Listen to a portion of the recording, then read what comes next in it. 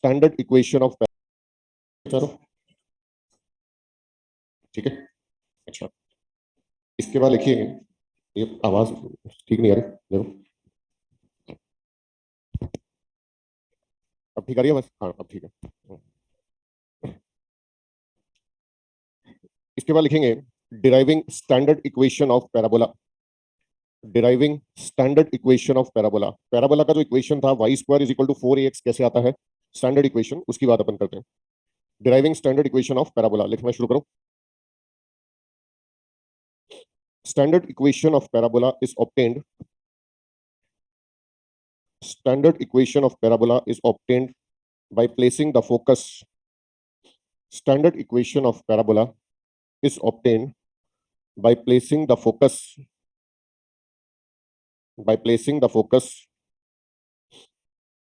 at s, by placing the focus at s a comma 0, by placing the focus at s a comma 0 and taking the directrix, and taking the directrix as the line x plus a equal to 0, and taking the directrix as the line x plus a equal to 0, so that the origin equal to 0, and taking the directrix as the line x plus a equal to 0, so that the origin, so that the origin lies on the curve.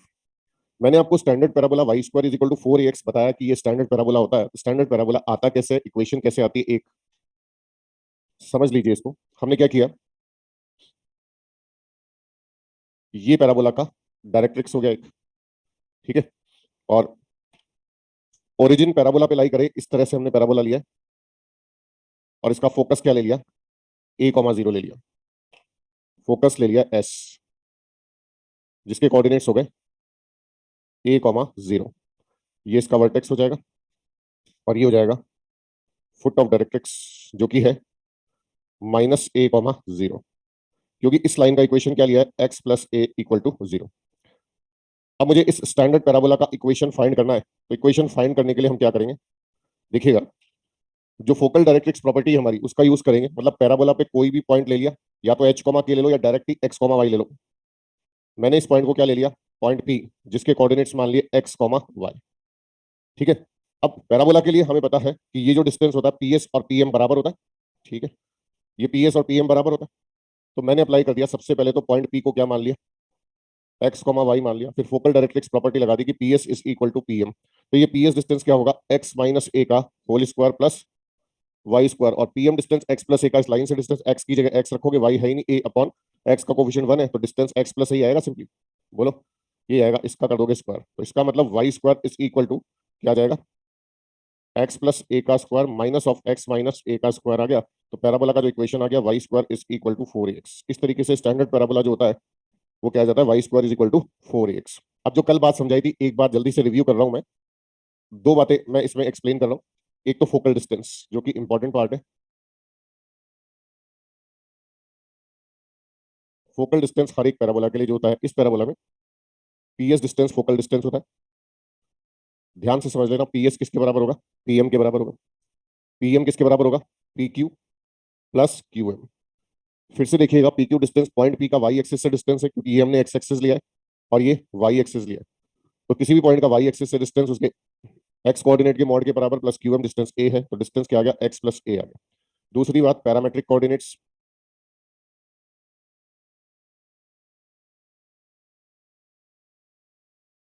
Parametric coordinates देख लीजिए। अगर parabola का equation y square is equal to 4ax है, y upon 2a is equal to 2a upon y, इसको हम T मान लेते हैं लेटस से, ठीक है। तो y का वैल्यू क्या होता है 280 और x का वैल्यू आ जाता है 80 स्क्वायर, तो इसके पैरामेट्रिक कोऑर्डिनेट्स आ जाते हैं 80 स्क्वायर कॉमा 280, टी यहाँ पे पैरामीटर होता है। समझ गए, ये दो बातें याद रखना बिल्कुल, 2x अपॉन वाई, ठीक है भाई, फोकल डिस्टेंस और पैरामेट्रिक कोऑर्डिनेट्स।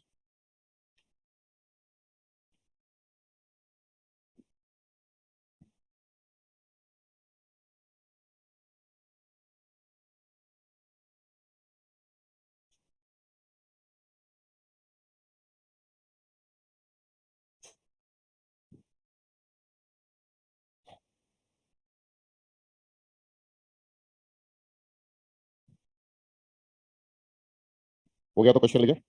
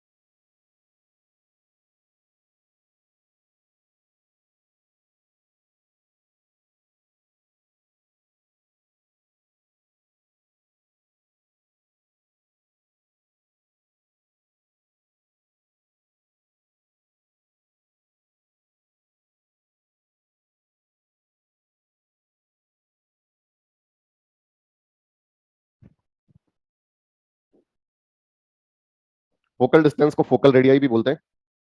फोकल डिस्टेंस को फोकल रेडियाई भी कहा जाता है।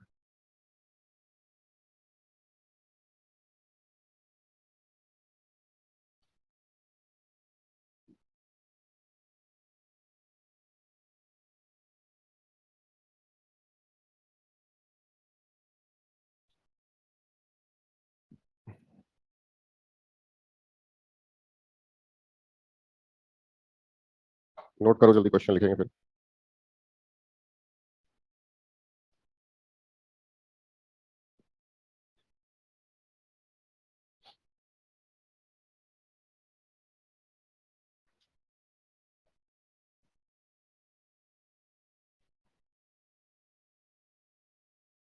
बोलो।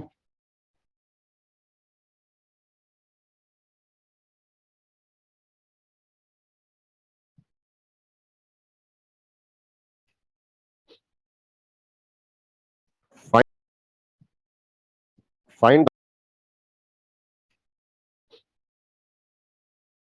Find the find the points on the parabola. Find the points on the parabola y square is equal to 12x. Find the points on the parabola y square is equal to 12x having focal radii, पहला option 4, दूसरा option 3 और तीसरा option है 2। सवाल के 3 part है।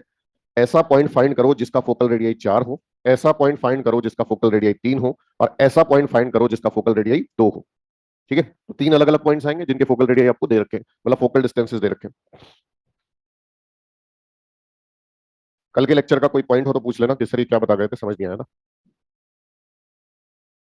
थोड़ा fast करना है सवाल, इतनी देर नहीं लगाते। पैराबोला पे लाई करने वाला कोई भी पॉइंट हम एक्स कोमा वाई मान लें। भाई पैराबोला क्या है?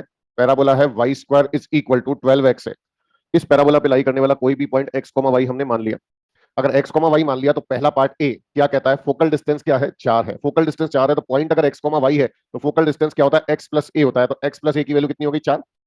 हाँ कि ना? इस पैराबोला के लिए बताओ ए का वैल्यू क्या है? Y square equal to 12x। A का वैल्यू 3 हो गया क्योंकि 4 इक्वल टू 12 है, तो x प्लस 3 का वैल्यू 4 हो गया। तो बताओ x का वैल्यू कितना आ गया? 1 आ गया। x का वैल्यू 1 आ गया तो हम क्या करेंगे? Put x is equal to 1 in y square is equal to 4ax। तो बताओ वाई स्क्वायर कितना? 4। Y square is equal to 12x। Y square का वैल्यू 12 हो गया तो y का वैल्यू कितना आ गया? प्लस माइनस 2√3 आ गया। तो ऐसे कितने पॉइंट्स होंगे जिनका फोकल रेडियस 4 है? ऐसे 2 पॉइंट्स हो जाएंगे, एक तो 1 कॉमा 2√3 और दूसरा 1 कॉमा माइनस 2√3। कितने पॉइंट आए भाई? 2 पॉइंट्स। 2 पॉइंट्स का फोकल रेडियस 4 होगा।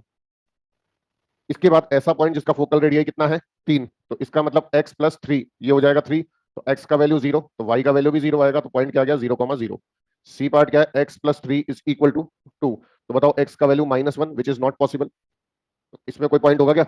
नहीं, x नेगेटिव हो ही नहीं सकता। तो पहले वाले के लिए पॉइंट आ गया, दूसरे वाले के लिए पॉइंट आ गया, तीसरे वाले के लिए कोई पॉइंट आएगा नहीं आएगा क्योंकि नो पॉइंट, क्योंकि x नेगेटिव नहीं हो सकता। क्या ऑब्जर्वेशन रहा इससे आपका?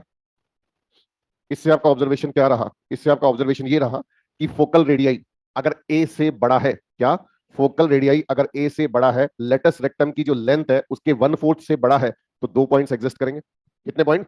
2 पॉइंट एग्जिस्ट करेंगे। जैसे फोकल रेडियस 4 था, ए का वैल्यू इसमें कितना था? 3। तो 2 पॉइंट आए। अगर फोकल रेडियस ए के बराबर है तो एक ही पॉइंट आएगा और वो क्या होगा? वर्टेक्स। और फोकल रेडियस अगर ए से कम है तो एक भी पॉइंट नहीं आएगा। क्लियर? फोकल रेडियस अगर ए से कम है तो एक भी पॉइंट नहीं आएगा। ये सवाल से आपको पता लगा। नेक्स्ट क्वेश्चन लिखिएगा। Find the area of triangle. Find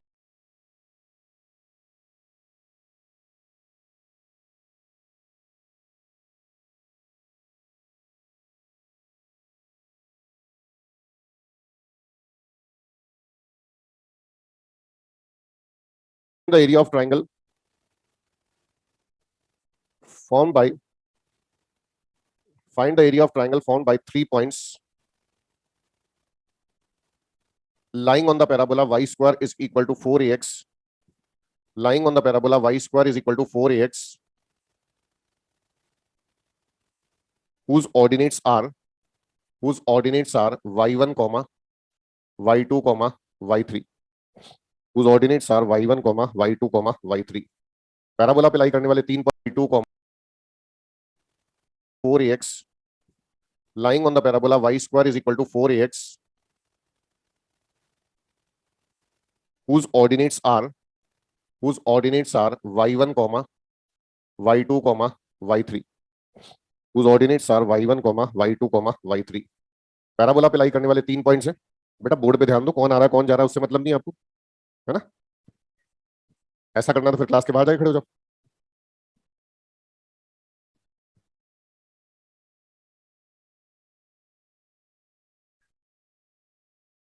this is parabola y square is equal to 4ax।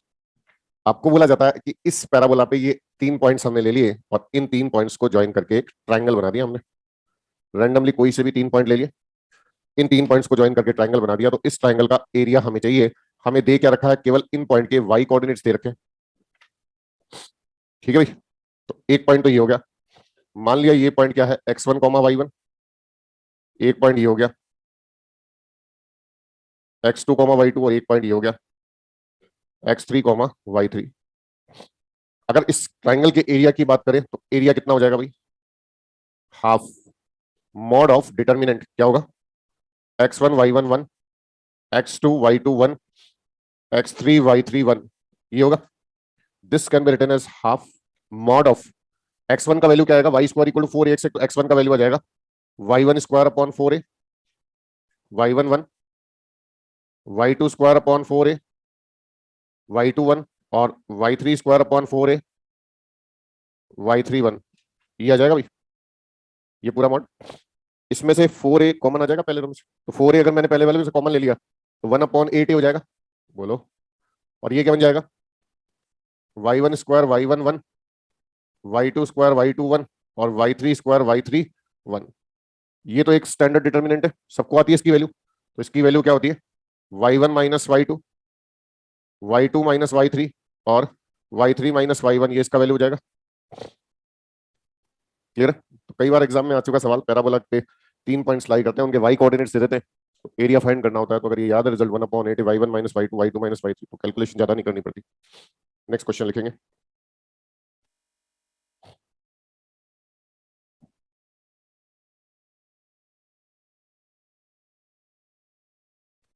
Find the side length of an equilateral triangle. Find the side length of an equilateral triangle.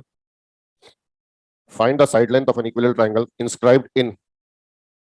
inscribed in y square is equal to 4ax if one of its vertices if one of its vertices coincides with the vertex of the parabola.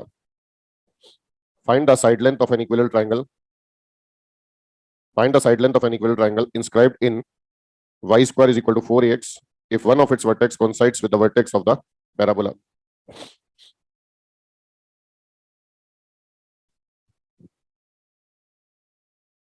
बताओ भाई।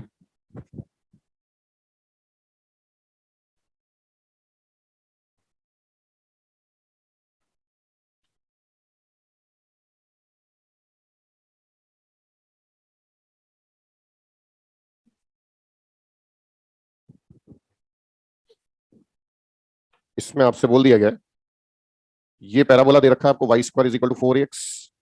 ठीक है, अब इसका एक vertex जो है वो क्या है, ओरिजिन है, मतलब पैराबोला का वर्टेक्स है। तो एक वर्टेक्स पैराबोला का वर्टेक्स मान लिया जाए, तो एक पॉइंट तो ये हो जाएगा। और सिमेट्री से देखें तो दूसरा पॉइंट इक्विलेटरल बनने के लिए, ट्रायंगल बनने के लिए नीचे होना चाहिए इस तरह से, तो ये बनेगा इक्विलेटरल ट्रायंगल। ठीक है, अगर ये इक्विलेटरल ट्रायंगल बनेगा, पैराबोला तो क्या था, y square is equal to 4ax था भाई। ये ऑरिजिन हो गया, ये पॉइंट हो गया, ये पॉइंट हो गया बी। किसी का आंसर आया तो बोलो। 8/3 आ गया, बिल्कुल सही आंसर है। मान लिया इक्विलेटरल ट्रायंगल की साइड की जो लेंथ है वो कितनी है, आर। कितनी है भाई, आर। ये टोटल एंगल 60 डिग्री होगा। टोटल एंगल 60 डिग्री होगा, तो इतना एंगल कितना होगा, π/6 हो जाएगा। हाँ या ना? अगर इतना एंगल π/6 हो गया, तो पॉइंट ए के जो कोऑर्डिनेट्स होंगे वो क्या हो जाएंगे बोलो, आर कॉस π/6 आर साइन π/6। तो आर कॉस π/6 मतलब √3/2 आर, 1/2 आर हो जाएगा। अब आर तो पैराबोला पे लाई करता है, अगर आर पैराबोला पे लाई करेगा तो बताओ क्या करेंगे। पैराबोला है Y square is equal to 4ax, Y का value 1/4, R square is equal to 4a into √3/2 R आएगा। तो यहां से हमें आर का वैल्यू मिल जाएगा। आर का वैल्यू बताओ कितना आएगा, 8√3a। क्लियर है? ये भी कॉमन सवाल है जो एग्जाम में आता है। नेक्स्ट क्वेश्चन लिख लो पहले।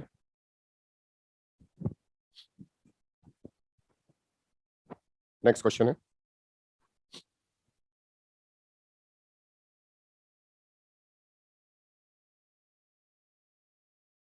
बोलो।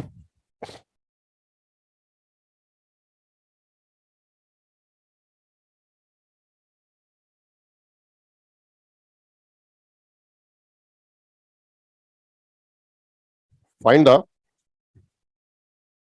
Find the locus of the point of trisection. Find the locus of the point of trisection. Find the locus of the point of trisection of double ordinate. Find the locus of the point of trisection of double ordinate of the parabola y square is equal to 4ax. Find the locus of the point of trisection of the double ordinate of parabola y square is equal to 4ax. Double ordinate के trisection point का locus find करना है। Find the locus of the point of trisection of the double ordinate of parabola y square is equal to 4ax.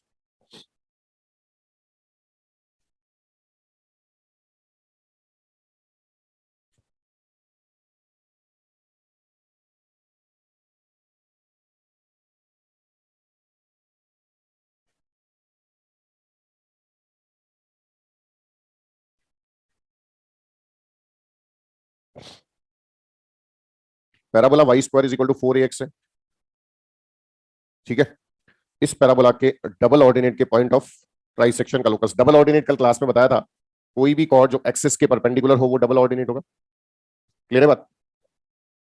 तो ये मैंने ले लिया point P, इसके ऊपर पैरामेट्रिक कोऑर्डिनेट्स क्या ले सकते हैं, 80 स्क्वायर कॉमा 280 ले लेंगे बेटा। अब तो ये वाला पॉइंट हो जाएगा क्यू, तो बताओ ये क्या हो जाएगा, 80 स्क्वायर कॉमा माइनस 280 हो जाएगा, क्योंकि ये लेंथ और ये लेंथ तो ऊपर नीचे बराबर होती है, डबल ऑर्डिनेट इसलिए तो कहते हैं इसको। अब बोला जाता है इसके ट्राइसेक्शन का जो पॉइंट है उसका लोकस, मतलब ऐसा पॉइंट जो इसको 3 इक्वल पार्ट्स में डिवाइड करे, तो ऐसे 2 पॉइंट